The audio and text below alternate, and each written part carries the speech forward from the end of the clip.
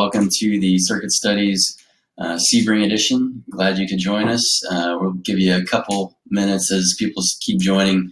If you could go ahead and use the chat window over in the top right of your screen, just let us know you're here, type something in, and we will get started here shortly. I am Mike Skeen, if you don't know. This is Johann Schwartz. We're glad to have you with us. I think you're really going to enjoy this. Sebring's a great track, and we're happy to bring it to you. Glad it survived Hurricane Irma just recently, and can't wait myself to get back down there. I don't know when your next plan is. You're coming up soon, right? Yeah, I'll go down there this weekend. As a matter of fact, and I have a friend of mine that was down there, and I think he sneaked in and saw Penske testing their car down there. So the track is very operational. Cool. All right. Well, we will go ahead and switch over to the presentation and just a moment.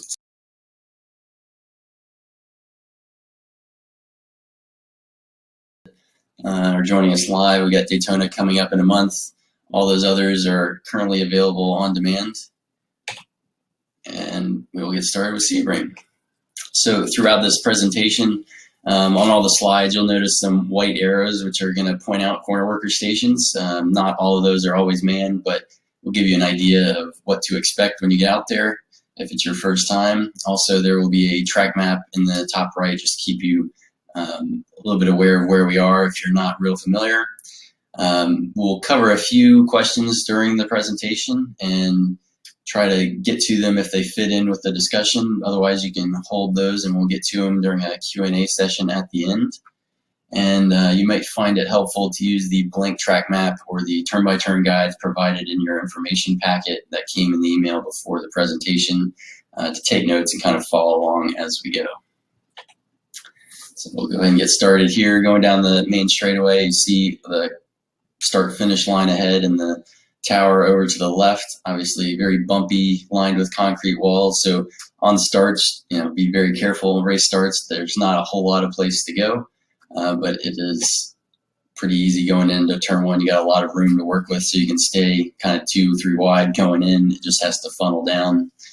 This is a very fast corner and very challenging because of all the bumps and getting your eyes up. It's kind of blind because of the wall on the inside. But you can see you want to brake fairly deep, start turning at the end of the pit wall, which is on the bottom of the screen. And then there are a few white lines, which are rubbered up and dark now on the way in, that you can use as a bit of a reference point, looking ahead for the apex cone as you get towards the apex, and then opening your hands to track out. And you look at the top of the screen, how narrow that track is and the runoff relative to the rest of the turn, and you can see why it's a little bit hard to pick out the track out and get the exact right spot. And one thing that's also important to note here is that it's not a constant radius corner. You can see it actually does go down a little bit, so it tightens up, so that can catch somebody by surprise, especially as you start coming up faster into the corner and start maybe turning a little earlier to accommodate that faster entry speed, and that will catch you off guard. And you can obviously see how many runoffs there are there. So it can get scary if you are not hitting your marks, especially when you get out to the exit. And you can also see the lighter area from the pit out where people rejoin the track. So good visibility there as people are rejoining, and they don't really meet the line until you get to the asphalt section at the end. So there's plenty of time to see them coming, but you might have to tighten your radius a little bit if you're on track coming in hot with the car coming on. But here's a visual going into the corner. There's a pedestrian bridge just before the brake zone. Pretty much any car, you should be able to get within the distance of that bridge to brake into the corner. Most cars, will be a light brake or short brake, down one gear kind of thing, and then back to the power fairly early since it's such a fast corner. But some cars, it's fairly heavy braking, high downforce. Light cars, you might barely brake or not at all. Very fast entry here. You can also see straight ahead that white arrow pointing at the corner worker. So it's way off in the distance, but good visual being straight ahead. And then you're going to start your slow hands turn in here from the end of the pit wall, looking ahead, trying not to fixate on that wall, but just as your peripheral goes by it, start slowly turning your hands towards the apex. You can see the reference points that we're pointing out. There's a few dark lines that are kind of halfway to the apex, and you can use those for kind of an indicator on your halfway point to the apex. Again, because the apex is blind around that concrete wall, it's a little bit hard to tell exactly where you're falling, whether you're early or late. Most cars are going to have right side tires roughly where that intersection of the white and yellow lines are, which are more or less black.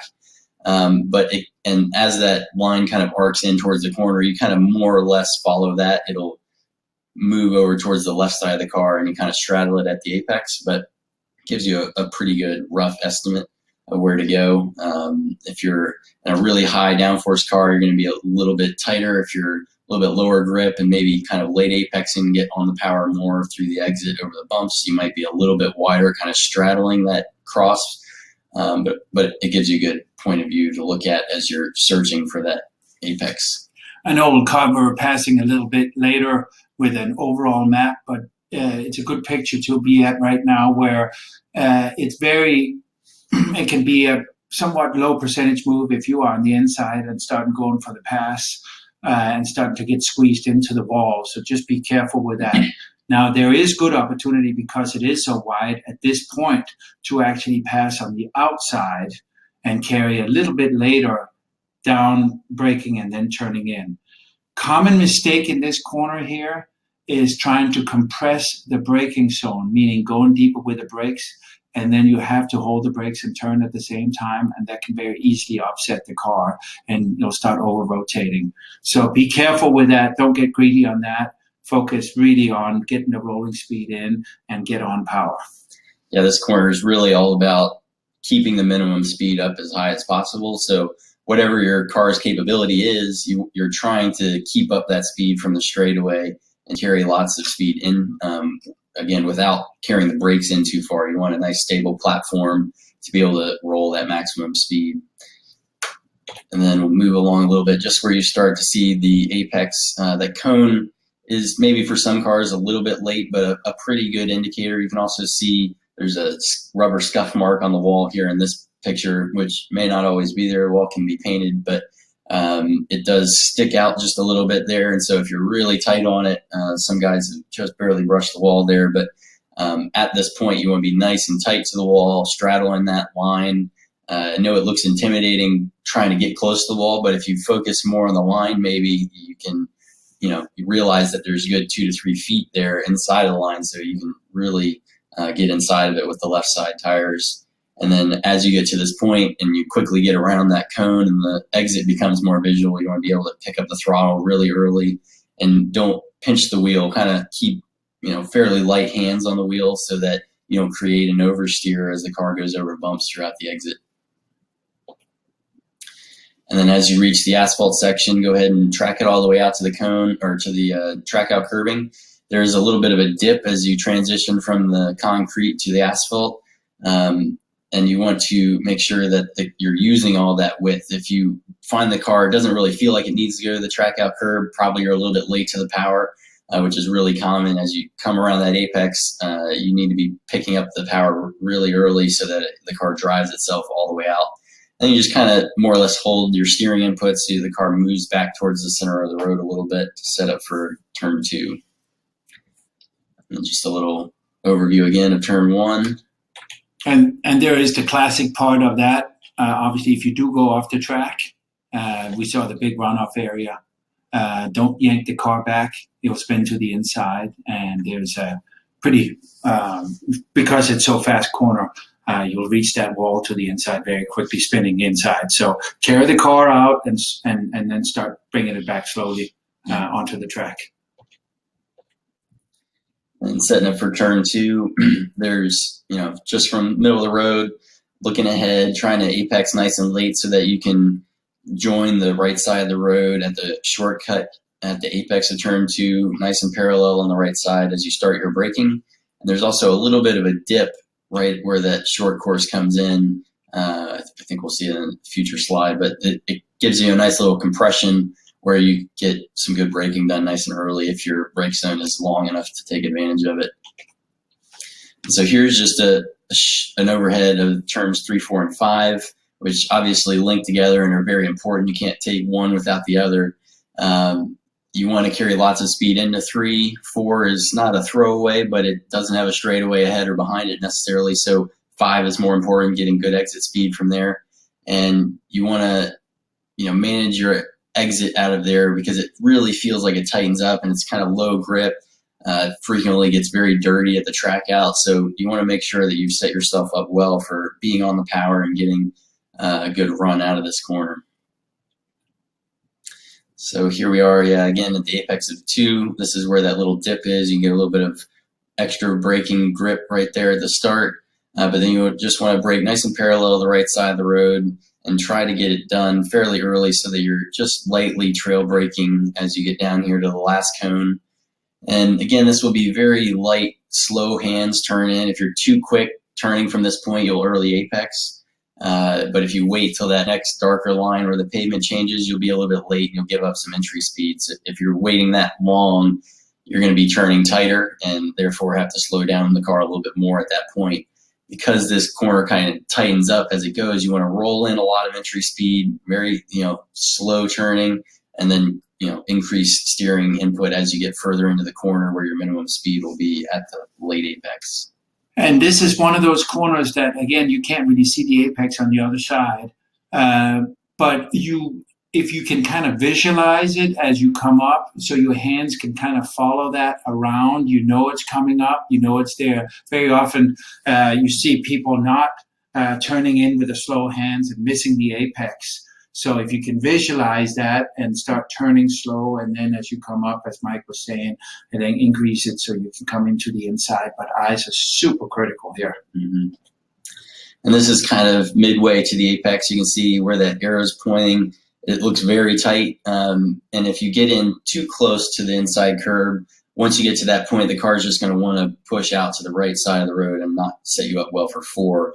So again, you want to be just a few feet off of the curb here, just slowly making your way in towards the curbing, but looking for that point where the curb tightens up because you're going to apex right at the end of it. And here that is. So just as you can see very tight right there at the end, almost a 90-degree corner, not quite where the concrete meets it, but it's very tight, and so you're just barely clipping the end of that curb, adding power again as you get to this point and shooting off towards 4. And go back, Mike. By this time, you should not look at that anymore. Your eyes should be over to the right, looking around. Otherwise, you sometimes can get a little bit lost about where you are and what you need to do with your hands and your feet. So get your eyes up to the right at this point. And these curbs are generally not very helpful. They're pretty steep, so you can see a few people have gone behind them. There's a little dirt there. Typically in a really soft, higher ground clearance car, maybe you could take advantage of that. But most race track prepared cars are not going to be very comfortable going over these curbs. Same here at 4. You just barely clip the edge of it. It's kind of right there at a point where you want to hit it and just clip the edge of it. But you're trying to keep the car to the right, bend it to the right a little bit as you're adding power through 4 and setting up for 5. You can see there's a little bit of a right-hand curve there. As that ends, you don't have to be fully track right, but you want to be on the right side of the road, adding a little bit of power here and maybe just starting to brush the brake a few car lengths ahead. And you want to start looking way ahead for where that cement patch starts in turn 5. It's still well ahead of the apex, but that's where you're kind of aiming to have the car, roughly center of that patch once you get to it on that leading edge of the cement. And just keep your right side tires roughly near the center line there. We talk about a little bit in the turn-by-turn guide how lower horsepower and higher horsepower cars will vary through here. A lower power car, because you can be on the power nice and easy going through 4, you don't have to compromise the entry that much. You can keep it further right and it's not hard, so you can kind of have more of a traditional late apex at 5. Whereas a higher power car, if you're really on the gas through 4, it's wanting to push you over to the left and kind of get you too early to the left for 5. So in those cases where you have lots of power or maybe a heavier car that doesn't transition as quickly, it's okay to compromise it a little bit and be a little towards the left. You certainly don't want to be all the way down to the left side curbing too early. But take advantage of being on the power for this little burst and then rotate the car and be patient to get the car rotated in the middle of 5. So like right when you're getting to the beginning of the cement patch, you can see the center line that we're pointing at. You want right side tires roughly on that, maybe even just a little bit outside of that. But as you can see that apex curve starts to rubber up, that's where you want to start getting close to it and bringing the car down all the way to the inside. If you're there before you see all the rubber on the curbing, you're too early and it's really going to hurt your exit. And so here we are right at the end, right at the apex, clipping the curb and starting to add power. This is where you want to be able to open the wheel once you're starting to see the track out, and you know you can unwind the wheel and you're not losing too much grip through the exit. Be very careful here to be smooth on the power, but use all the road. You can see there's a little bit of a bump just to be careful of down on the bottom side where there's kind of a rumble. It's a little bit raised and then it completely flattens out. So it's really tempting to use a lot of it, but then also the curbing ends pretty early as the track's trying to turn to the right. So if you're using all of the curb, it's very common to get stuck kind of in the dirt or hustling the car back onto the left when you're trying to go right. So typically I just use a little bit of the curb and try to bring it right back at the end of the curbing here. Yeah, and I don't want to sound like a broken record. We all know how important it is with the eyes, but in particular in this combination, if you are not leading the car with your eyes, you tend to sometimes overdrive, or you're not hitting your marks because you get late with your turn-ins and track outs. So just keep that in mind throughout this. And if you are there for the first time or you have to revisit the track and haven't been there for a while, slow this combination down, get the line down first, and then start picking up the speed. Otherwise, you'll find yourself also oversteering on this part, and you can also see how many that's gone off there where grass doesn't grow. So keep that in mind. On the overhead, I think is coming here one more time. I just want to point out we were talking about the late part of this here, where in a the low horsepower car that Mike was talking about, you want to be late here. Just keep that in mind. That is for when you're running for a fast lap time when there's nobody right behind you. So if somebody is behind you, that opens the door for a pass. So you have alternate lines depending on if you're going for a fast time or if you're trying to maintain your position. So that's something to keep in mind, because somebody can very quickly stick their nose in there and you are left on the outside. Yeah, and even if they don't have enough time to really get all the way in there, it puts you in a bad spot where you have to stay wide or risk contact. So it's something to stay away from. You can also see, I'm just going to go back to the exit again, a lot of tire marks going off to the left, people getting in the dirt or early apexing and then getting on power with too much steering input or whatever. But the wall is fairly close over there. And if you get out in the right in the dirt or something, that wall comes in up at the bridge right to the edge of the track. So there's absolutely no runoff when you get up there. So if you do start to get wide or get an oversteer, don't try to be a hero and chase it too long, because you will run out of room pretty quick. But then turn 6, fairly easy, just holding the right side. This has actually been repaved on the right side since this video, but nothing really changed. It's just darker pavement. There is a little bit of a crown to the road, so if you're in a faster car going around traffic or something, do be mindful of going over the crown. And when you get to the exit here, just be a little bit careful, but nothing too complicated. Eyes up, looking for the brake zone, trying to compress that sometime once you get past the bridge, hopefully. If we just go back so here obviously coming up at the very end where the white line is, the asphalt actually stops.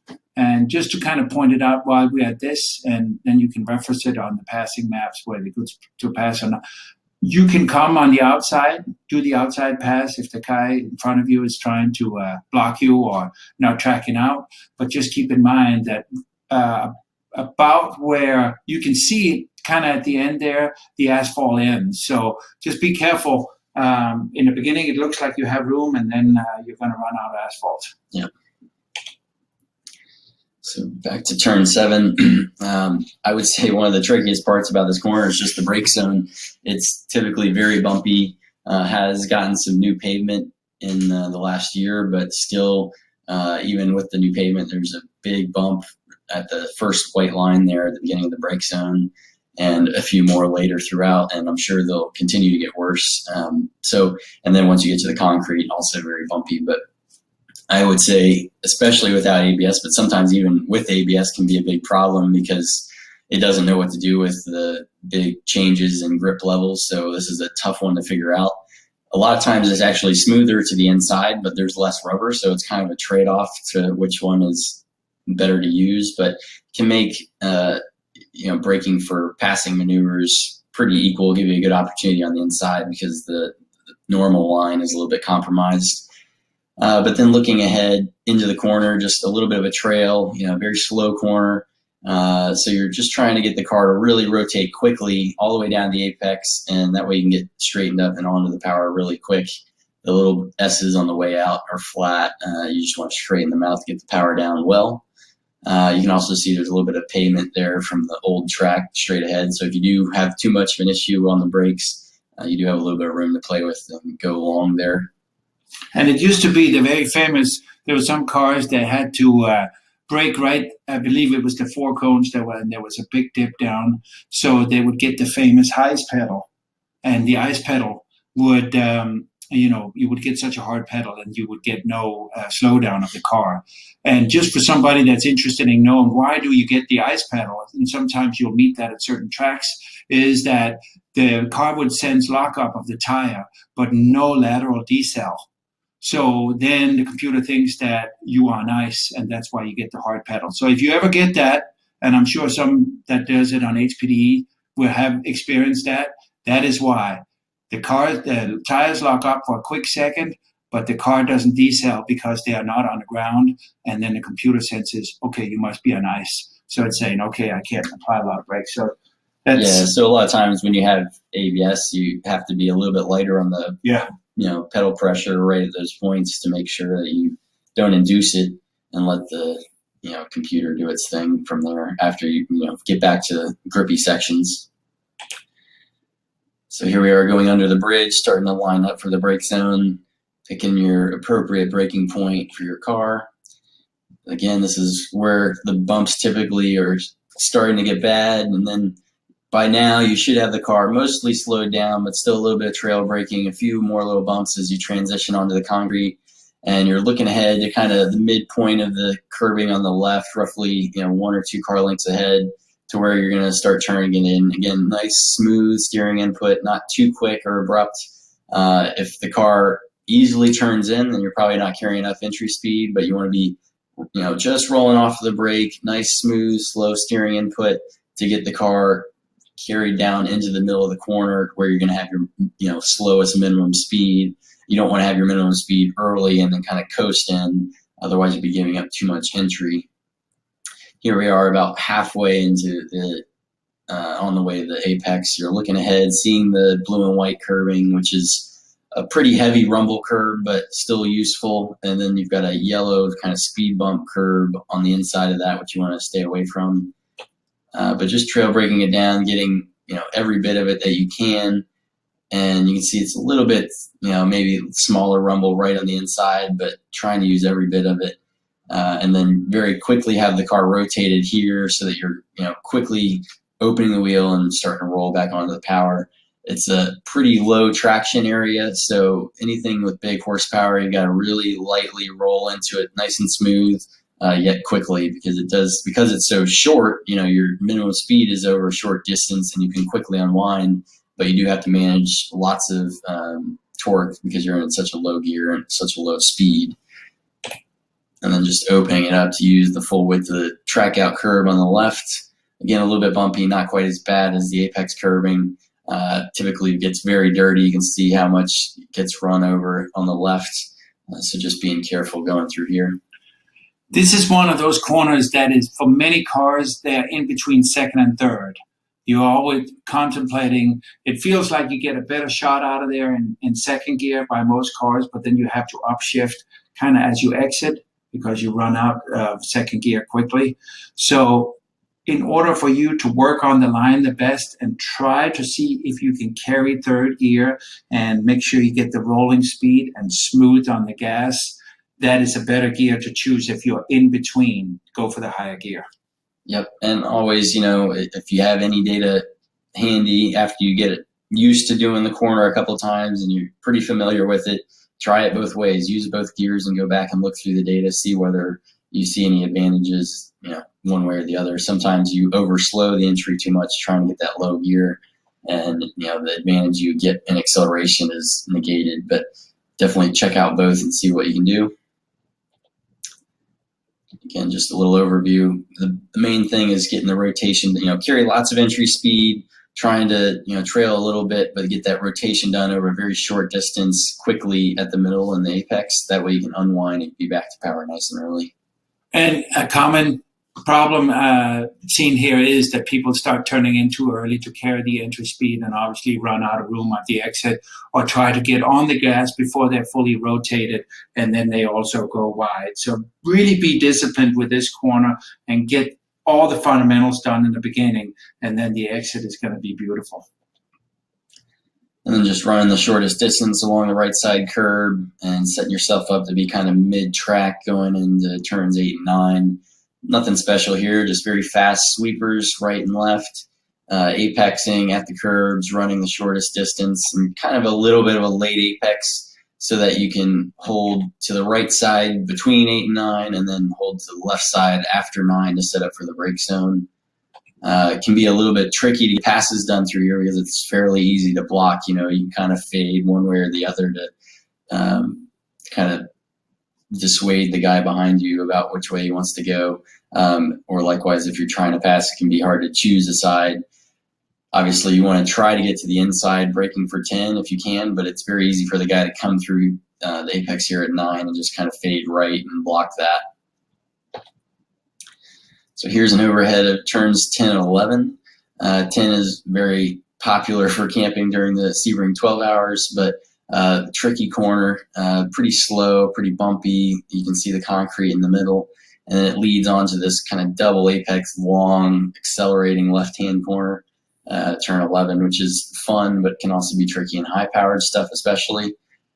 You still want to really compress the brake zone at 10, carry good entry speed, again, slow hands. You can kind of see the last white line there in the asphalt is where the one cone is, and then there's a few car lengths to the beginning of the apex curb, and in that juncture is where you're starting to, again, add slow hand steering input, trail braking in a little bit, and just get nice and tight to the curbing. And typically you're going to sacrifice a little bit of the exit width. If you're in a Miata or something, you might be tracking all the way out left and you can still go easy flat through the left-handers. But if you're in something, with a little bit more power or lower grip or whatever, you might have to be a car width off or a little bit closer to center track. You don't want to overdo it because you don't want to really kill your speed at the apex of 10. But you want to, once you go to power from 10, the idea is that you want to be accelerating all the way through 11. So you don't want to have to lift to make that first little jink to the left. And we'll show you that here in a minute. So here we are going down into the brake zone. Some cars, there's a little bit of a bump before you get to the brake markers. If you're in something really fast, heavy street car or something, that little dip you want to be mindful of because that is probably about where you'll be getting on the brakes. And just to point out one more time that the combinations before turn 10, where you needed to be late, if you are not a little bit late, setting yourself up with a nice flow. So don't just say take it as a straightaway and just kind of turn the cars before this approach, because it is a fast combination. You'll find yourself over to the right, further to the right of where the car is, and all of a sudden you have to bring the car back to the left and with a steering input, and you may not have the balance that you need for under braking. So make sure you have that good flow to get the car lined up here. And obviously you don't have to be fully track left because you can still brake in a straight line, aim towards the last cone or two, and be braking in a straight line, just not parallel to the road. But you do want to be, as Johan says, left side so that it's nice, smooth flow down into the brake zone. And then as you get to the first couple of cones or wherever your brake marker is appropriate for your car, compressing the brake zone, fairly simple. This one's not too bumpy, maybe a little bit of wavy bump, but nothing too critical, just nice heavy compressed braking. And then as you get down towards the final cone, starting to trail up, eyes in towards the corner, And this is the very earliest you want to be starting to turn it in. Again, if you're turning in at this point, you're just nice, slow steering input with lots of entry speed. And so you're slowing the car all the way into the apex and adding steering input as you go. And as you get down towards that minimum speed is where that steering wheel will be the tightest. You can go a little bit later, especially if you're trying to manage big horsepower off the corner. You can be a little bit closer to the start of that curve on the left. But again, you're going to sacrifice a little bit of entry speed to do that. You're going to have to turn tighter at that point to get all the way to the apex curve. And so you're going to be slower all the way in. So the earliest you can get in with lots of entry speed is good, as long as you're not compromising your exit. You still get the car rotated and turned at the apex. And here we are, nice and tight on the apex curve. Again, curbing is not real helpful, just nice and tight up to it. It's a little bit tall. But make sure you're running as close as you can to it, and then starting to pick up power. From this point, the car should be well rotated and just starting to open your hands a little bit towards the exit. And you can see in this car, even a light car transitions well, reasonable power, still not tracking out completely all the way left because you're trying to set up for the next left-hander.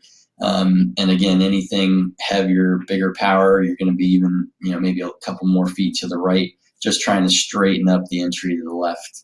And it should be a nice, smooth transition. There's no pause between left and right, or right and left. You're just straight from right steering input smoothly over to the left, turning in and clipping that first apex up ahead. Just aiming to touch it a little bit. Again, a little bit of a bumpy curve, so you don't want to really be on it. Just nudge it. And then whatever steering input you have from this initiation point is more or less where you're going to carry all the way through this double apex left-hander. It's a very long corner. Again, eyes up, trying to just manage it with the throttle. And even if you're flat all the way through, obviously the radius of the car is going to open up throughout the whole corner. So as the track widens and the arc of the track widens, you're just going to follow that by default because you're accelerating through it. You're going to kind of carry out towards the middle of the road here between the two apexes. Again, one steering motion on the power all the way through, and then eyes up towards that second apex. And from here, it's not real critical, where you are at the second apex. Some cars, bigger, heavier GT cars or street cars, you're going to be probably a little bit closer to the left side so that you're straightening this exit out and you can stay on the power.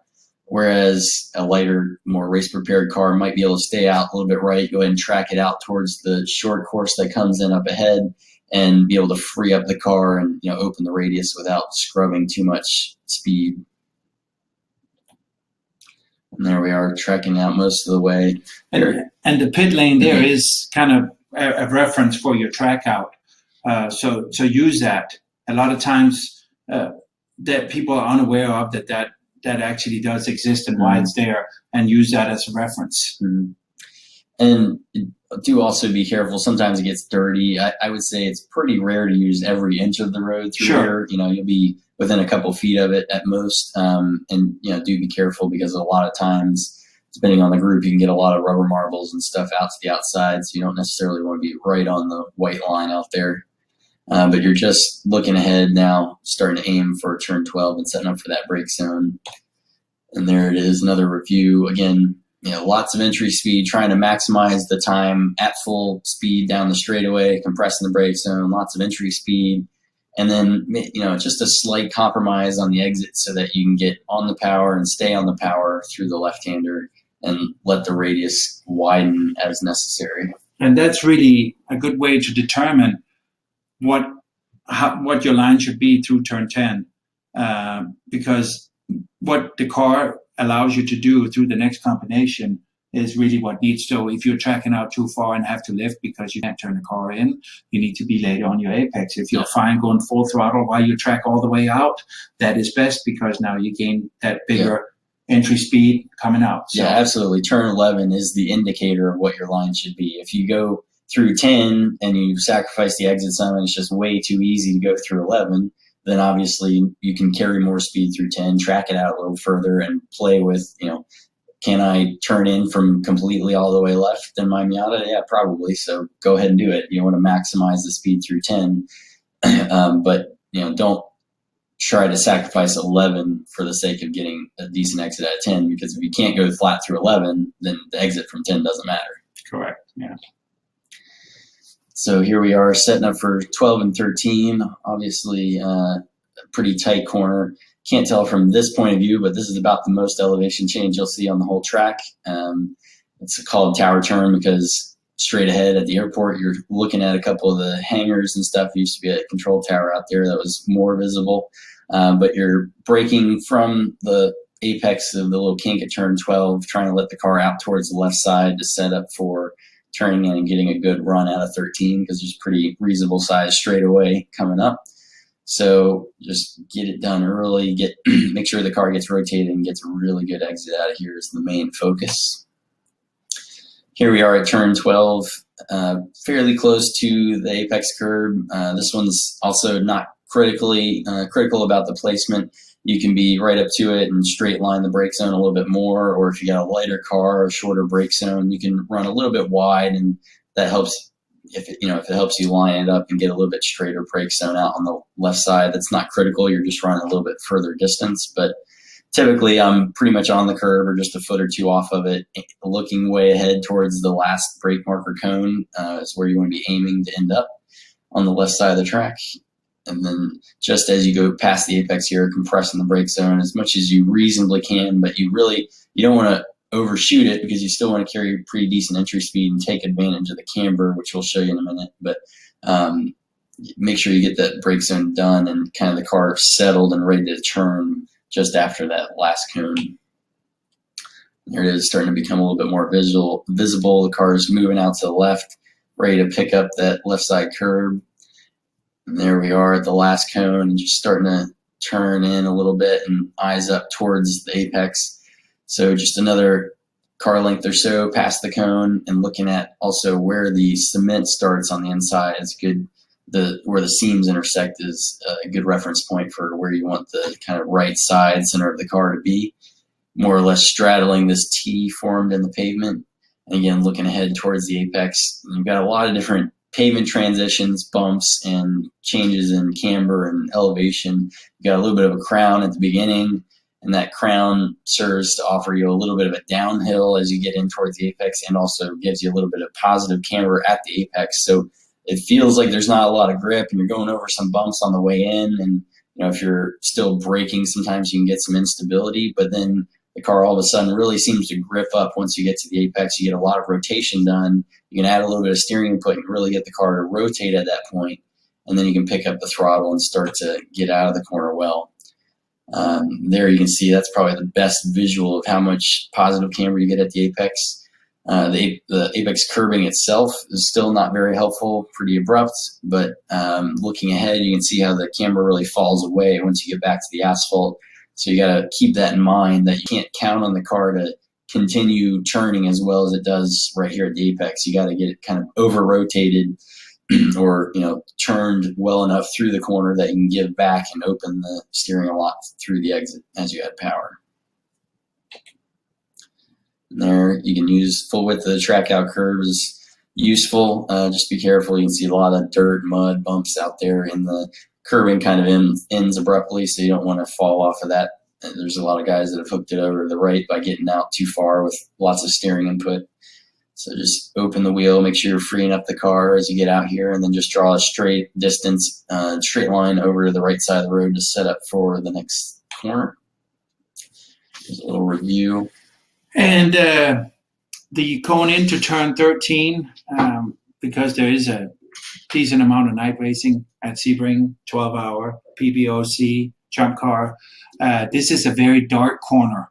So when it starts becoming dark, it's very difficult to get reference points. There are sometimes some reflex you can use out there, but really start to get those and get an idea of where those reference marks are. So when you go in dark, it's very easy to get lost there. Yeah, and there's also typically a lot of lights in the background over by the airport. There's, like I said, hangars and stuff over there with floodlights on the side of them and stuff, so they can be a little distracting. So definitely make sure to pick up good reference points for you going through here at night if needed. And then here we are setting up for Bishop's Bend, very fast corner segment here. A lot of fun. I really enjoy this one. Double apex, very long and hard to see. So first few times through here, it's a little bit tough to pick out, exactly where to go, and it's intimidating for guys going into it because it looks a little bit tighter than it is. But a lot of fun, and we'll show you how that lines up. And you can also see just at the bottom a little bit of red, where as you come around that final apex, you're going to be setting up for a brake zone at 15. So it's important to make sure the car is lined up correctly all the way throughout so that you're not sacrificing the brake zone going into the next corner. Here we are again, setting up right side, just next to the curb. As it ends, you start turning in.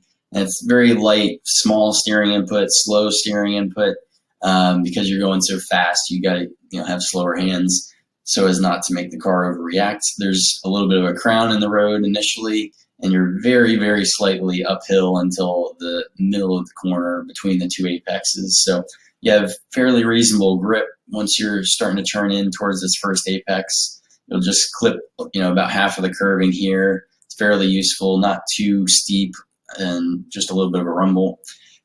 Still on the power, should be full throttle and just about anything. Yeah. I can't think of anything that has to. It is fast. Yeah, very quick.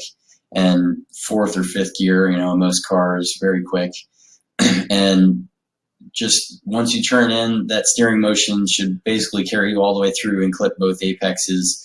It's going to let the car drift out just into the outside lane, barely in the middle at the midpoint of the corner. You shouldn't be all the way out track right by the white line, but you will get right side tires at least in that lane. Again, keep your eyes up. It's really critical through here because it's such a long arc. You want to make sure that you're hitting all of the points as you go through it.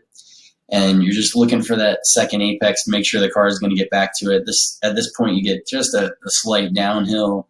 And it can, a lot of cars, especially if you don't have enough front end downforce or something, and you got, acceleration all the way through here, you're going to pick up an understeer typically. So the car is really going to want to push out to the right when you really wanted to go left. So, and sometimes you have to crack the throttle just a little bit, nothing dramatic. You want to try to keep the throttle down as long as you can, and around the apex if you can. But if you do have to get the car to turn a little better, just really slight, 90, 95% throttle lift sometimes is enough to get it back down to the apex.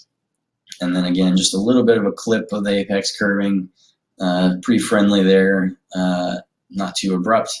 And you don't want to let the car too far out to the right here. It will track out towards the center, is about as far as I usually want to go, because you do want to make sure you can get all the way back to the left. This can also be a good passing zone to surprise somebody and jump over the right if you're right behind them, but you really got to know who you're dealing with, what their line they're taking and stuff, because if they just fade a little bit more to the center, you really don't have enough time to get all the way out around them and brake in time to slow down for 15. So it can be something to keep in your back pocket, a reasonable place to pass, but not maybe the prime location.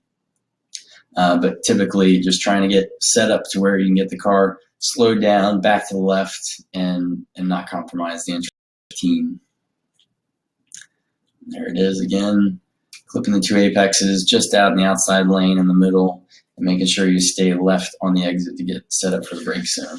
And I certainly wouldn't recommend certainly wouldn't recommend to start passing, especially in class. Even if you get a good run, wait till you get up to the braking zone, because it is very fast. And if you're left hanging on the outside, trying to make a move, it's not a good place to try that. Yeah, and it's a very narrow entry because you're starting right and then immediately going to that left apex where it's a lot tighter at that point, but because of the approach angle, it's pretty straight as long as it's one line. So it makes it a very narrow line going in and not a good place to be too wide. If you're racing out of class, whether you're the faster car or the slower car, you got to really manage whether you let somebody inside there or not, because if you are the car on the outside and you get hit at that point, there's a wall very close on the outside that you're going to end up in. There's basically no way around it. So do be very careful there. The curbing, fortunately, at the apex is pretty wide, so if you have to really use it to, in an emergency to kind of avoid, you can use that. But it's pretty much one lane in, and then you can decide whether you've got a opportunity to go too wide on the way out. And then we'll set up for the turns 15 to 16 segment, which is really 3 corners, but called 15 and 16. And turn 16 at the bottom there, it leads on to a very important straightaway down to 17 and good passing zone. So important to get good exit here. You can see there's a lot of extra runoff from runways. So on the way into 15, you can really push the braking zone when you're learning it, because there's a good bit of paved runoff if you have to use it.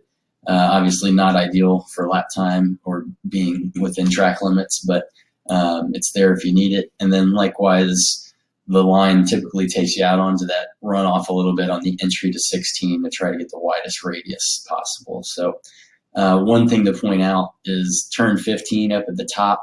You want to focus all on entry speed, so don't try to compromise the exit. Don't try to keep mid-track. Go ahead and let it track out more towards the curb on the left, and then just follow that curbing around, and then focus on exit speed for 16. So kind of 16, or the left-hander between 15 and 16 is really kind of a throwaway, if you will. You're not trying to maximize that one. And if you coming into 15, if you brake too early and not carry enough brakes in, and you start applying the gas too soon, it very quickly picks up an understeer. So then you kind of lost the hold. So it's a very delicate corner about the right balance and setting everything up. So, but once when you hit it right, it feels great. Yep. So here's the approach. Most cars will be braking by the time the grass is starting or somewhere thereabouts, and just working your way over the left side. So about the time you're at the 2 cone, you're to the left and starting to turn in, usually a little before the 1 cone. We're at this point just past the 2 cones and starting to look ahead, ready to turn in somewhere a little bit before we get all the way to that 1. I'm typically just focused towards the apex, eyes up, again, trying to visualize the arc of where I want it to go. And also that helps in trying to manage the entry speed and the brake release so that the car is responding to your inputs and getting the rotation immediately from turn in, rather than just focusing on, oh yeah, this is the point where I turn and quickly turn the wheel. It's a process, where you're releasing brake pedal and trying to add a little bit of steering slowly so the car smoothly transitions from braking to cornering. And then you get it nice and tight on the apex curb, going over the rumbles, starting to feed power again at this point. And again, go ahead and track it out towards the left side and sacrifice the left-hander a bit. So you're trying to maximize entry speed and mid-corner speed through the right-hander at 15, and then 16, or setting up for 16, this left-hander is just a compromise. You're hugging the curbing all the way through the apex. And then just as you come off the apex, you're a foot or 2 away, aiming to brake towards the left side as the curbing ends here, and just get the car to aim out onto the concrete. And so this is an important part to set up for turn 16. This gives you a lot more arc to the radius through here to get good exit speed. There's a lot of different cracks and stuff. Some people pick a different hole or crack or whatever that they turn in at. But again, for me, it's more about looking ahead towards the apex. And as that curbing is starting to come into view, that's what I'm aiming for to get the car rotated. And some cars, again, heavier street cars or something that doesn't transition as well, you might not be able to get the car all the way out this wide and still make it back to the apex in time. You might only get half car width or 3/4 car width off of the asphalt onto the concrete before you have to turn it back in. But do try to use a little bit of the road out here to get a little bit more radius on the way in, get the car really turned well on the way in. It's very sunny and shiny in the afternoon. You can see the sun ahead. As that gets lower, it gets very bright and shiny through here, so it can be a little bit hard visually too. But very important corner. And again, to Mike's point, if you don't have your eyes up, you'll find yourself being late on this. If your eyes are not there, you will often miss the apex on your right, and you're trying to get the good entry by going wide, and if your eyes are not up, you're going to be turning late, and you won't get down to the apex because you have either trying to go too fast at this point because your eyes are not up, focusing on the corner, so you're trying to give it too much gas, and then you're too far out, you start turning in and you pick up a push. Yeah, it's very common for guys to have trouble getting down to the apex here because like you said, it's not very easy to pick out visually. I mean, keep in mind that this camera point of view is pretty high up above the driver's head, or the driver's point of view, so the curving is still fairly hard to see at the turn-in point, and it takes a little bit of repetition to get a good feel for where that is, but it's common for guys to be a little bit too late, and while that doesn't necessarily hurt your exit speed, if you make up for it, and still get the car turned well, you can get back to power early, but you can give up a lot of entry speed by doing that. So make sure that you're getting the car rotated well and all the way down the apex. Again, just touching the rumble curb through here, starting to pick up the power and letting the car track out as early as possible and using the track out curving. It's very wide. You can see it's pretty much a car's width almost. So you can get out there pretty wide and use that. Just make sure you have time to get back onto the asphalt by the end of it. And this turn 16, like turn 7, very often this is in between gears. This corner is either third or fourth. So if you obviously, if you don't have data, then try to go for the higher gear. If you have the data, try third. Really focus on getting a good run and do the whole segment. So you're not just focusing on what your exit speed is, but that you're not overslowing the car. And then try fourth and do the same thing. But very often you'll find yourself rolling a little more speed. You may not think or feel like you're getting the pickup that you would in third, but you're rolling more speed. And a lot of times, you just roll 4 through 15 because you can have so much entry speed, and then you get a third gear downshift done for 16 and still get the run out or whatever. And if you don't have the data to check it, you can pick the end of the curve or whatever and check the tach or the speedometer and get an idea for how much of the exit speed is affected at least. And then the famous turn 17, under the bridge, over the bumps, lots of pictures of cars airborne over the bumps through this corner. Very intimidating entry because it's blind around the corner worker station at the end of the wall there, and very fast entry. So and then once you get around that wall, it's wide. It just seems like there's acres of concrete out there. So it's hard to pick up good visual references and get a good idea of where you want to be on the way out. But the main thing is to try to compress the brake zone and get really good entry speed, get the car stable through and over the bumps, rotated, and then back to power as early as possible to use all the road. You can see it's almost 2 corners where there's like a little kink there where you're braking all the way through that little kink and then starting to add steering again to go under the bridge. But you want to link it all together nice and smooth. So here we are at the first of the brake markers. Most cars still on the power, and even if you're on the brakes already, you want to keep from turning too early. You want to wait until around the 3 cone to start steering in and aiming for the right side wall where that ends at the corner worker station, so that you can draw a line through from there to where you're going to be looking for some reference points as we get around the wall. So again, just clipping the end of the wall and then looking for a couple of reference points here. You can see there's a little line over the left side, which is kind of white rubbered up with dark rubber, and then again a black patch just up ahead, kind of where the exit of the grid is on the right. Those are pretty good visuals, and there's a couple of approaches here. You can see on this lap, Johan's running a little bit tighter here because it's a nice late car. You can keep it in pretty tight. A lot of cars, I let it run a little bit further out towards that white line, just kiss it with the left side tires and then start bringing it in. That's kind of my cue for where I start adding, steering input. At that point is where I'm starting to release a little bit more brake and bring it back in. But either way, you're trying to straighten out the brake zone and get it really, deep on the brakes through here, and then start releasing the brakes and adding steering input as you get closer to where the corner is tightening up. You can also use the visual reference of that dot painted on the bridge up ahead on the leading edge gives you a good idea of where the car placement should be, pretty much driver under that or center of the car under that.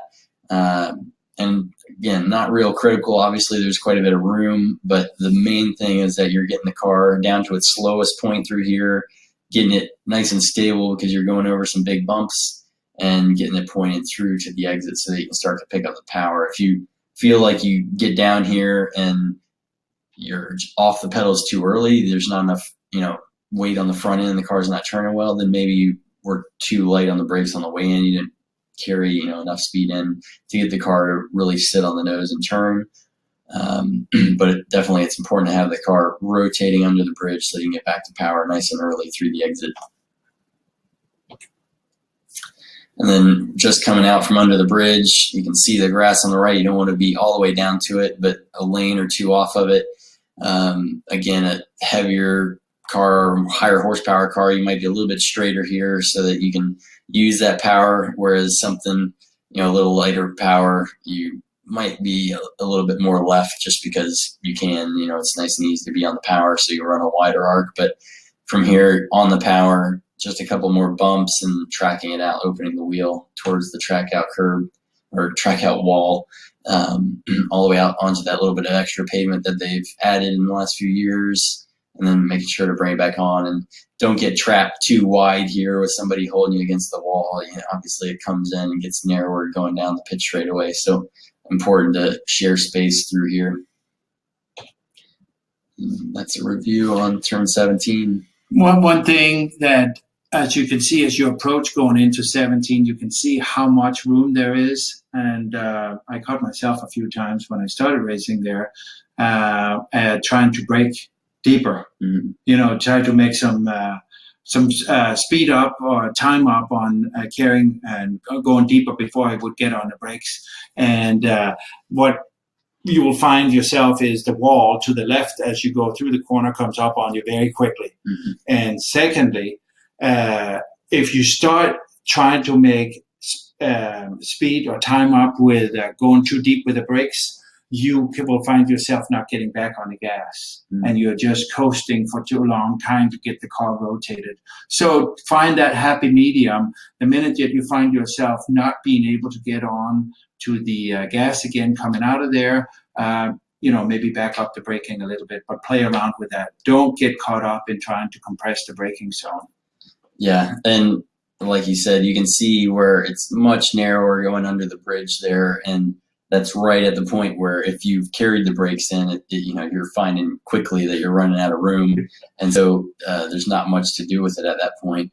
But conversely, I would say a lot of guys, because coming down the back straightaway, you can't see where the corner goes around the end of the wall. A lot of people start braking too early there, and then there ends up being a lot of coast after you get around that little apex of the kink until you get to the point where you're starting to tighten the steering radius. So if you're coming down, hauling into the brake zone there, do try to not over slow before the brakes or before that little kink. Don't try to make this two brake zones where you brake on the straightaway, then go through the kink and brake again.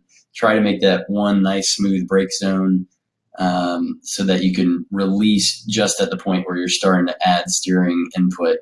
And I would say that's the biggest thing, is trying not to have too much coast period throughout that whole section. We have red and yellow. It obviously depends on how much braking needs to be done for your car, but if you feel like you're coasting a lot through there, you probably are, and there's probably a lot of entry speed potential. Typically, the exit is not real difficult. As long as you can get it turned under the bridge, then you can get back to power and just kind of manage it as it goes over the bumps. But the entry here is really the critical part, I would say. Yeah, and just kind of going back to the extra room that's there and how wide it is initially, it is especially out of class or somebody that may not be as comfortable as you are with the track, and not a problem passing on the outside in that corner. Yeah. And you can also set up kind of an over-under situation, even in class. You can kind of get somebody to push a little bit more maybe and get under them on the exit, and that way you can get a run on them down the straightaway. That'll obviously leave you outside into turn one, but that isn't necessarily a bad thing. A lot of times you can make the pass work around the outside there. So. something to keep in mind. Then obviously back to start finish. We'll just briefly go over these, but they're available in your information packet. This is the quick reference map that we suggest you print out and have it with you at the track. It's good for taking notes, or just using the couple little brief notes that we have. The simple kind of to the point stuff to focus on won't give you every little thing that we've gone over, but it'll give you good ideas, and then you can add a couple of things specific to you when you decide what gears, what corner, that sort of thing. And then also we have a wet driving map that'll give you a little bit of stuff to think about when you go out in the wet. Most of the time here it's braking offline. A couple of the corners are consider offline, searching for grip through the apex. Definitely on the concrete sections, you can get a lot of puddling down the front straightaway and such. So if you have a really heavy, afternoon Florida thunderstorm and there's a lot of rain all of a sudden, keep that in mind. You can get some accumulation and some hydroplaning in those sections. And then most of the asphalt sections, there's a little bit of a crown to the road, and so it drains fairly well, but definitely keep an eye out for puddling on those concrete sections. And then you can see in the dry where all the rubbered up, brake lockups are, and the, entry to 17, a little bit entry to 1, entry to 3 brake zone, 7 brake zone, a little bit of 10. All of those you got to be a little bit careful and consider going offline when it's wet. And then passing zone map, not a lot of red here. I would say you can pass a lot around here. It makes for a good race usually. There's a couple of places where it's not as predictable or as productive usually. So there's some yellow in there. You can see entry to 1, no problem. Middle of 1, maybe not the best spot, at least not to initiate something. But if you're already there, you can continue with it and then get, it's great coming out of 1 down to 3 if you can get the run. Between 3 and 4, it's just so narrow there, it's not really worth it. And likewise at 5, it really tightens up. And so it's just going to slow you both down to be 2x2 through there. It's better to focus on getting a better run out of 5 and try to get the run down into 7. Yeah. Don't get caught up in if the person is trying to do the late apex out of 5. If you're not having made your pass going in from 4 to 5, don't get caught up, and then all of a sudden he's going to close the door, go into the apex, and you have to check up whatever it may be. So that's something to really keep in mind. I've seen a lot of cars hit each other there too. Yeah. And then 7 is obviously a good spot, but try to get it done on the entry. It's pretty rare that things work out great going side by side through something that tight. And then also, the exit comes in from the left. So whoever ends up on the outside through 7 is usually going to get pushed in the dirt going through the exit. So try to get it done. And then you can run 2x2 through 8 and 9, not really a problem, but it is also pretty easy to defend through there. Brake zone's pretty good. There's no reason you can't go 2x2 through 10, except that it is fairly tight. So usually the outside radius isn't going to work out so well.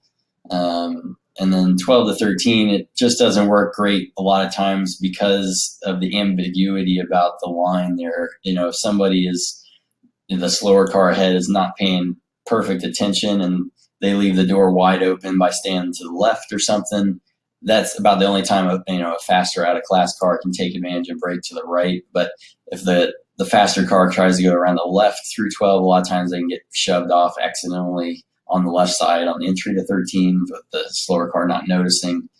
So just be careful through that section. Yeah, and one thing to keep in mind, because it is a fairly quick section, and you're coming up to 12 and now going into 13, and you are opening potentially the door.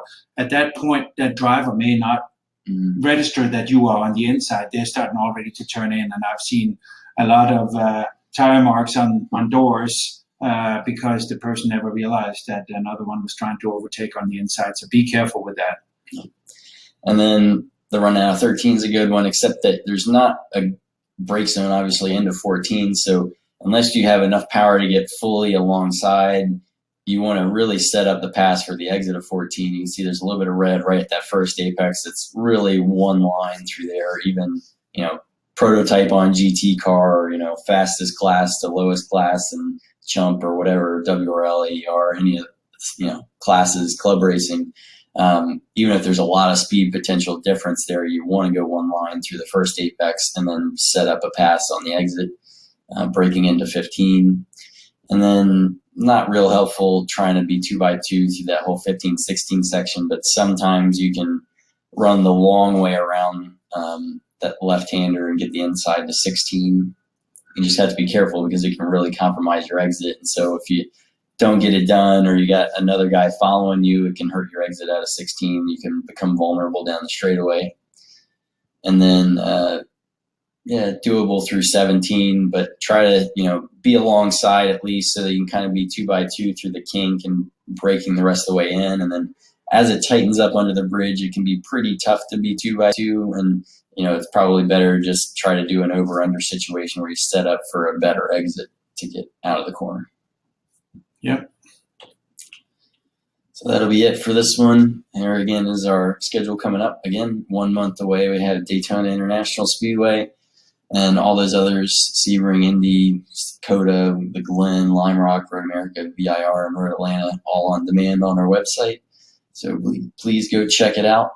If we have anybody still with us, we can go ahead and start a Q&A.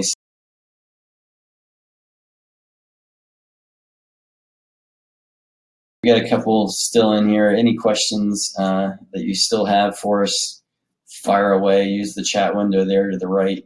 I'll give you a couple minutes to think of stuff. I can't think of a whole lot that we haven't covered. No. We'll see what they come up with. Exactly. I'm sure there'll be some gearing questions and where do I brake for this or that, but a little bit tough to answer specifics for cars, but not seeing anything pop up. People are starting to sign off, so I guess we covered it all. If you do think of anything else, go ahead and send us an email or whatever. You'll get an email. Oh, we got one. Can you review it? T5 curving. T5 curving, we don't usually use at the apex. You can use a little bit of the exit.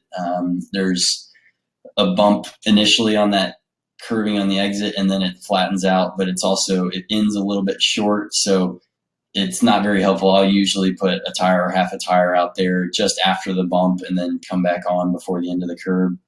The apex curb, not very helpful unless it's a pretty soft car or pretty high ground. It's very round. Even, Robert, I'm sure you're asking about your GTS car. Probably wouldn't use it in that. Just kiss it a little bit and that'll be good. Anything else that we could think of?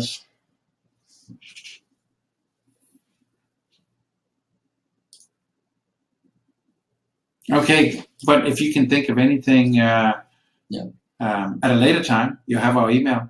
Yep. And you'll all get an email shortly after this with a replay of this and the full presentation document, so you can go through every slide at your leisure and look at stuff. There'll be a turn-by-turn document, which you got earlier, link to the onboard video with Johan. And again, if you have anything else, let us know. Otherwise, I don't see any more questions, so we're going to go ahead and sign off, and we'll see you at the next one. All right. Have fun at the racetrack. Thanks, guys.